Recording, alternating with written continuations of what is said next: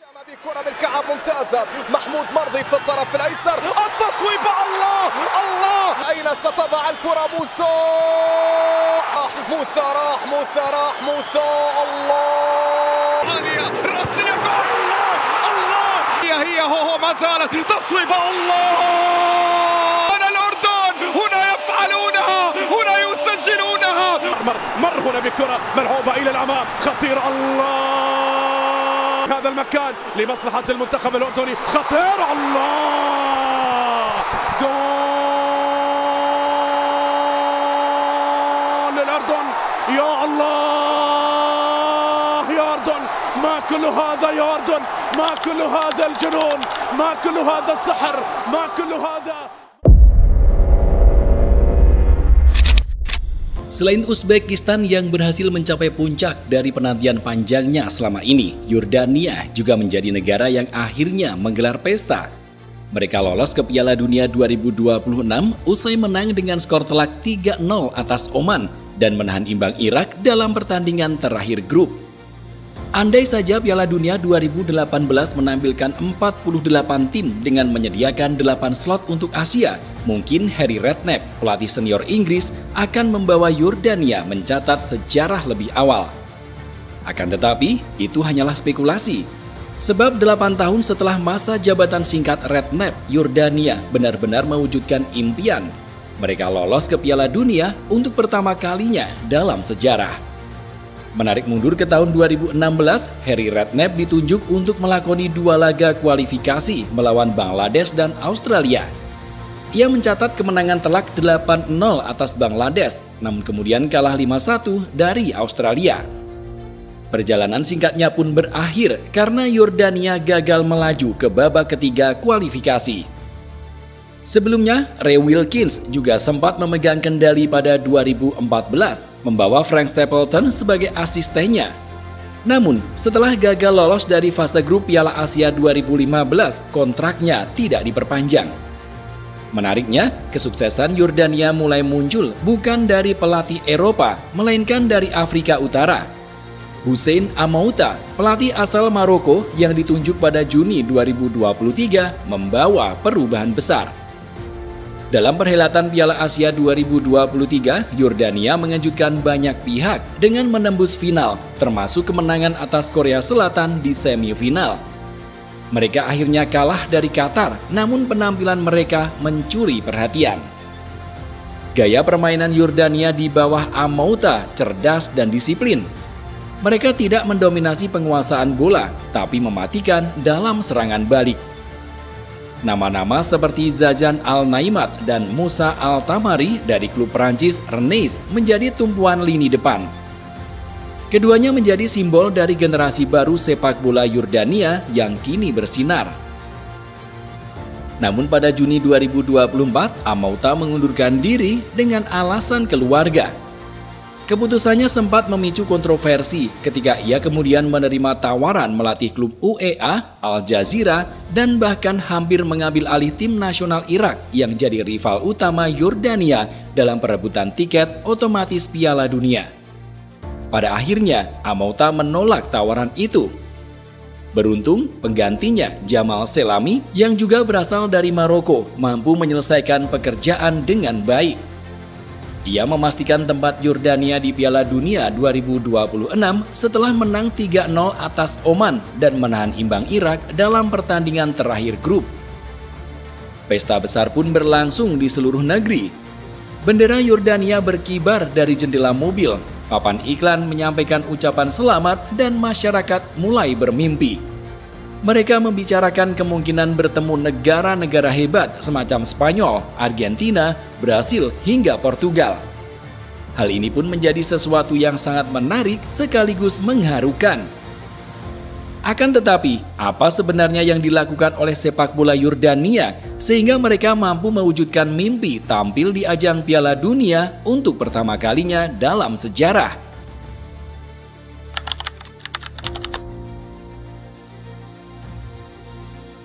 Federasi Sepak Bola Yordania atau Jordan Football Association JFA boleh dibilang aktif melakukan reformasi struktural termasuk pengembangan liga domestik.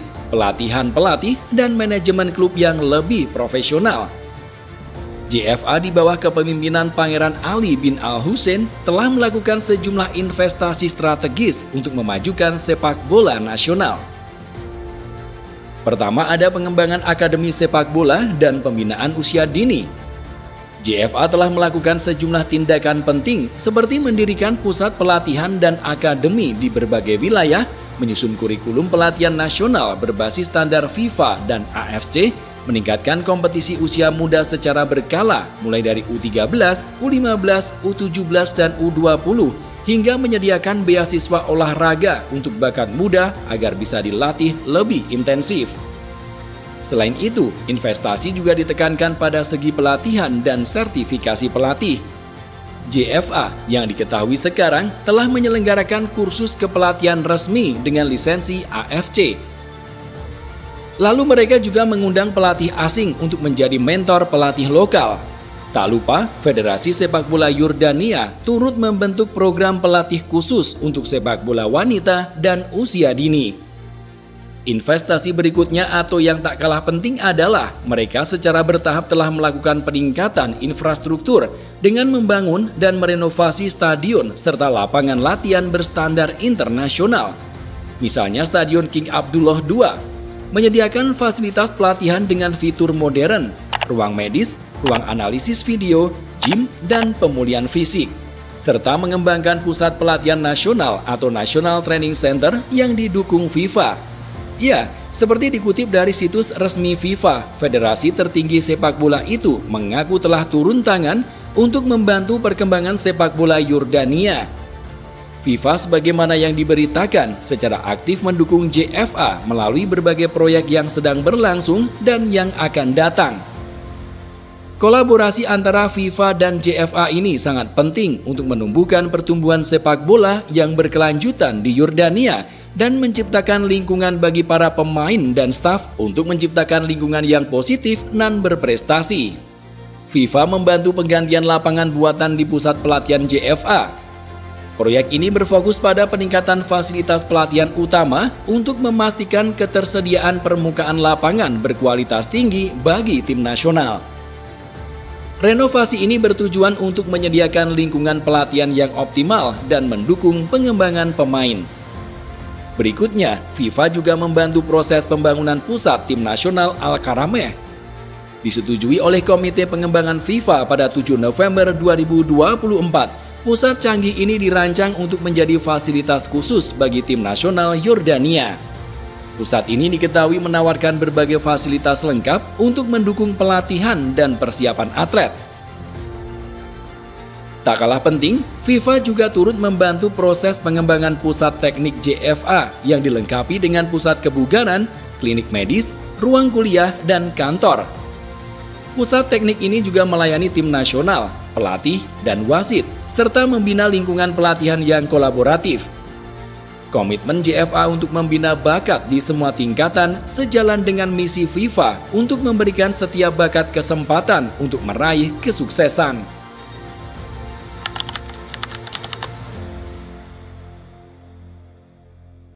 Terkait dengan kerjasama JFA dan FIFA, ini erat kaitannya dengan pengembangan sekaligus pembinaan pemain usia dini. Seperti diketahui, JFA mendirikan akademi regional di berbagai kota, bukan hanya di ibu kota Amman. Akademi-akademi tersebut nantinya akan menyeleksi pemain muda berbakat dari sekolah-sekolah dan klub lokal. JFA sendiri telah membentuk sistem scouting nasional yang menjangkau seluruh wilayah. Talent scouting dilakukan melalui turnamen lokal, kompetisi antar sekolah, dan kerjasama dengan pelatih lokal. Yang menarik, JFA turut bekerja sama dengan Kementerian Pendidikan untuk memasukkan pelajaran sepak bola dalam kegiatan ekstrakurikuler. Pemain yang menonjol akan dipanggil untuk masuk pusat pelatihan nasional atau tim junior nasional. Semua pemain muda yang dirasa berbakat nantinya bakal dibina dengan kurikulum yang menggabungkan teknik dasar, taktik, kekuatan fisik, dan juga mental. Dalam hal ini, JFA telah menyusun kurikulum pembinaan usia muda standar nasional berbasis pada panduan FIFA dan AFC. Tak lupa, pelatih para pemain muda ikut dididik agar mampu melatih anak-anak dengan pendekatan yang sesuai umur, seperti misalnya fun football untuk U10, fokus teknik untuk U12, dan taktik untuk U15 ke atas. Saat ini banyak pelatih usia muda di Yordania yang memiliki lisensi AFCC dan B. Dalam prosesnya, para pelatih tersebut akan diberi pelatihan berkala agar metode mereka tetap up-to-date dan berbasis sains olahraga. Saat semua para pemain muda sudah benar-benar terseleksi dengan baik, mereka akan dipanggil untuk mengikuti camp pelatihan di Amman dengan fasilitas lengkap. Mereka diawasi oleh tim pelatih nasional dan dipersiapkan masuk tim U17 dan U20. Dengan cara seperti itu, tim muda Yordania rutin mengikuti turnamen regional seperti AFC U16 dan U19. Selain itu, JFA juga mengirim pemain muda mengikuti kamp pelatihan ke luar negeri seperti Jerman, Belgia, dan juga Jepang. Hal ini diketahui dapat memberi pemain pengalaman bertanding internasional sejak usia muda. Selain sektor teknis, para pemain muda yang dikumpulkan oleh Yordania juga dibina dalam hal etika dan disiplin, kepemimpinan, serta mental juara. Ini dilakukan agar mereka siap menjadi pemain profesional, bukan hanya jago di usia muda. Hal lain yang perlu disorot, Yordania menyediakan pelatihan gaya hidup sehat dan makan makanan yang bergizi untuk setiap pemain. Mereka menyediakan makanan-makanan bernutrisi, sekaligus menanamkan pemahaman kepada setiap pemain tentang pentingnya memilih makanan yang sehat untuk ketahanan tubuh. Beberapa pemain timnas senior Yordania saat ini, seperti Moussa Al-Tamari, berasal dari jalur pembinaan usia muda federasi. Ia bahkan tercatat sebagai sayap kanan klub Ligue 1 Prancis, Stade Rennais. Secara garis besar, dengan sistem yang konsisten, menyeluruh dan inklusif ini, Yordania menunjukkan bahwa negara dengan sumber daya terbatas pun bisa membangun generasi sepak bola yang kuat jika strategi pembinaan usia mudanya terorganisir dengan baik.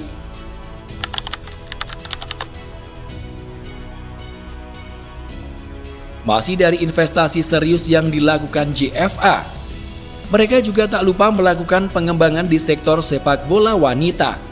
Perkembangan sepak bola wanita di Yordania menunjukkan kemajuan signifikan dalam 2 dekade terakhir, terutama untuk kawasan Timur Tengah yang umumnya memiliki hambatan budaya terhadap partisipasi perempuan dalam olahraga. Yordania sendiri telah menjadi tuan rumah turnamen besar pertama untuk perempuan di kawasan Arab. Selain itu, mereka juga rutin tampil di AFC Women's Asian Cup dan WAFF Women's Championship dan bahkan beberapa kali menjadi juara. Yang tak kalah penting, Yordania memiliki liga sepak bola wanita resmi sejak 2005. Klub-klub seperti Shabab Al-Ordon Ladies dan Amman Club menjadi kekuatan dominan dan pernah ikut serta dalam AFC Women's Club Championship.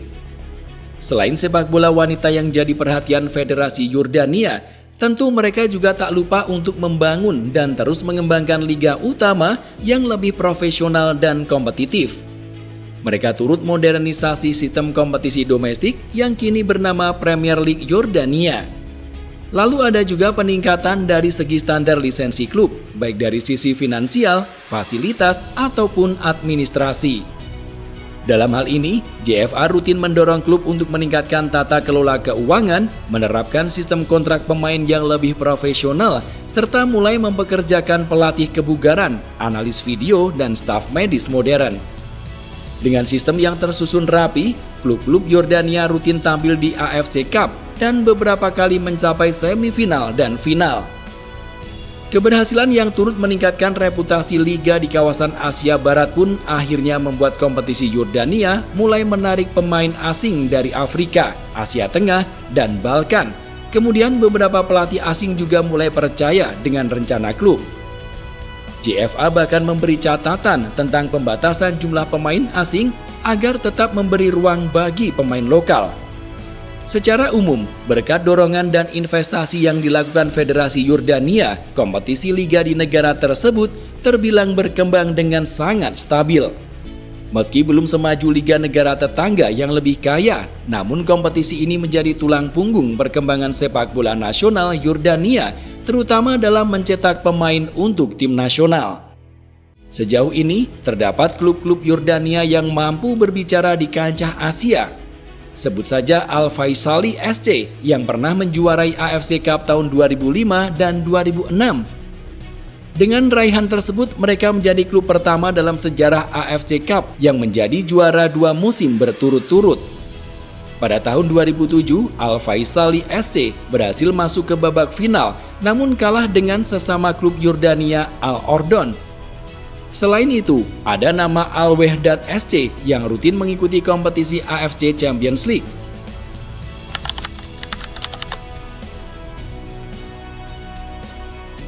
Keterlibatan pelatih asing yang berpengalaman dinilai sebagai salah satu faktor penting dari perkembangan sepak bola Yordania. Baik di tingkat nasional maupun klub, para pelatih asing tidak hanya membawa taktik dan strategi modern, tetapi juga memperkenalkan budaya kerja profesional dan pengembangan jangka panjang. Vital Borkelmans, mantan asisten timnas Belgia, dianggap mampu mengangkat performa timnas Yordania hingga lolos ke babak 16 besar Piala Asia 2019 melalui pendekatan taktik Eropa yang efisien dan disiplin. Ia menggunakan formasi dan rotasi modern macam 4-3-3 dan 4-2-3-1. Selain itu, taktik pressing, transisi cepat, dan penguasaan bola juga menjadi ciri khas gaya permainan Vital Borkelmans. Dalam proses latihan, sang pelatih pun kerap kali menggunakan metode berbasis video analisis dan statistik. Di turnamen Piala Asia 2019 saat Yordania mengalahkan juara bertahan Australia, Vital Borkelmans tak lupa menunjukkan bagaimana pelatih asing mampu membentuk tim yang solid dan percaya diri. Ia membawa budaya Eropa yang mampu menghadapi tekanan mental, bermain disiplin di bawah tekanan, serta mengelola pertandingan secara taktis. JFA bahkan sering meminta pelatih asing memberi pelatihan atau seminar kepada pelatih lokal, terutama untuk level usia muda. Banyak juga pelatih asing melibatkan asisten pelatih lokal yang kemudian menyerap ilmu dan pengalaman. Di Yordania, beberapa pelatih asing diketahui memberi ruang lebih kepada pemain muda berbakat karena mereka melihat potensi teknis jangka panjang dan tidak terikat pada tekanan politis atau titipan pemain dari klub atau elit lokal. Di sisi lain, pelatih asing yang punya nama besar tentunya bakal membawa perhatian media dan pemantau internasional ke sepak bola Yordania. Para juru latih itu juga bakal membuka akses jaringan ke klub dan federasi luar negeri. Masih dari Vital Borkelmans, pelatih tersebut beberapa kali membantu Yordania dalam membuka peluang untuk pertandingan persahabatan internasional yang lebih berkualitas. Pada edisi terbaru, pelatih Jamal Selami asal Maroko turut menunjukkan kualitasnya sebagai pemikir taktik yang sangat handal. Ia dianggap memiliki keterampilan pemecahan masalah yang sangat baik. Sang pelatih berfokus pada pencarian solusi atas masalah di lapangan dan menerapkan strategi yang efektif untuk mengatasi kesulitan. Melawan Oman, pelatih Jamal Selami beralih ke formasi yang lebih menyerang di babak kedua yang menghasilkan 2 gol cepat. Ia mampu mengoptimalkan kekuatan tim sehingga dapat menyesuaikan taktik di tengah pertandingan yang sangat penting. Jamal Selami boleh dibilang telah membawa ide-ide segar dan menanamkan keyakinan yang sangat dalam di hati para pemain dan bahkan staf tim nasional Yordania. Penekanannya berada pada tingkat disiplin, kerjasama tim, dan ketahanan mengubah mentalitas skuad secara keseluruhan. Ia menggunakan metode pelatihan yang efektif dan menumbuhkan semangat tim yang kuat. Pengalamannya membantu para pemain percaya pada diri mereka sendiri dan bekerja sama sebagai satu kesatuan. Hal ini terutama terlihat jelas dalam pertandingan melawan Oman, di mana tim secara konsisten memprioritaskan mencetak gol sebagai sebuah kelompok daripada sebagai individu.